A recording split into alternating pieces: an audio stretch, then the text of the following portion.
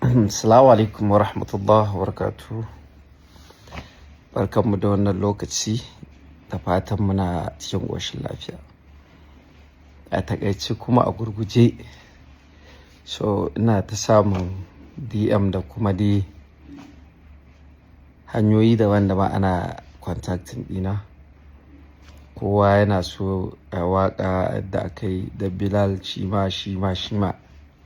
To jama'a, farko dai zan ce abu ne mai kyau da ni kaina na ji daɗin yinsa, ba jama'a ma da suke ta ganin hakan dama kuma suke nema ba.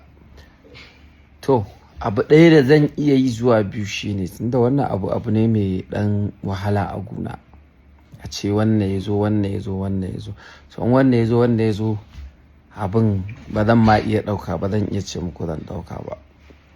So abu ɗaya da na zauna na shawara ko muka shawara shine, in Allah ya kai mu January insha Allahu, ina kusan 1 ga wata, a satin farko dai zan ƙara postin mawaƙin da zan kuma yi waƙa da shi gaba. Yawwa, so tsarin da na yi shi ne, waɗanda suke nema ɗin, so zan duba wanda na gani ya kamata.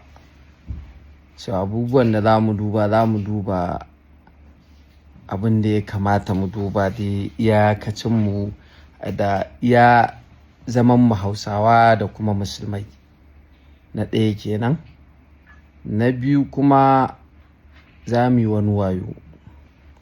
Idan mun yi a Kano, za mu tafi mu yi a wani gari kamar Kaduna ko Katsina ko waye, duk shekara dai za mu ɗau state ɗaya.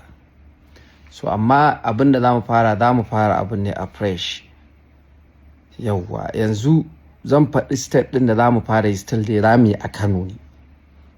Abin da yasa za mu fara yi daga Kano dai still, saboda abin da muka yi wannan, wanda zai zo gaba muna sa ran mu ninninka abubuwan mai bi baya ga ko a ba mutum kuɗi wanda suka fi wa'annan wanda aka bayar dai, da wasu abubuwa dai duka da muke ganin za su iya taimakan artist ya ɗau lissafi, wanda koda ba iya waƙa ba zai iya tsayawa da ƙafarsa a wani gun. Ta yiwu wannan an ba da miliyan 2 sai a ce to sai mu fara mu ɗauko miliyan 5, mu ɗauko 10, abin da ya dai muka ga dai za mu iya, abin da ya yi daidai da yanayin da ake ciki a lokacin. So shi yasa sai muka ce to mu fara sakewa dai daga Kano ɗin. Za mu yi daga Kano dai, za mu ɗauka. Mun ɗauka daga Kano sai kuma mu tafi wani garin, shi ma kuma mu tafi wani garin. Saboda amfanin haka shine, yau 'yan Kano sun nema, yanzu dai duk wanda za mu ɗauka dai a sani daga Kano ne. So in mun tashi daga Kaduna, karra 'yan Katsina ko 'yan Jigawa ko 'yan Kano su wahala, a'a to daga Kaduna ne ba. Ko da ka nema, in ba ɗan Kaduna ba ne kai, ba za mu abin nan ba. Amma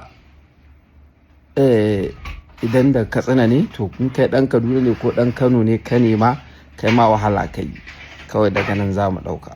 Insha Allahu mun fara kenan, ko ba mu san lokacin, sai dai in abin ne ya kawo wani controversial abu, zai kawo barazana ga tsaro ko tarbiyya ko wani abu da dai bai kamata ba, za mu iya tsayarwa. Amma insha Allahu wannan za mu iya yi. Yanzu next mun fara, aka iya tun daga miliyan 5, miliyan 10 har abin da ya sama, ba mu san inda za mu tsaya ba. Abin da Allah ya ci za mu. Allah ya sa mu dace, Allah ya shige mana gaba. Mun gode ƙwarai da gaske.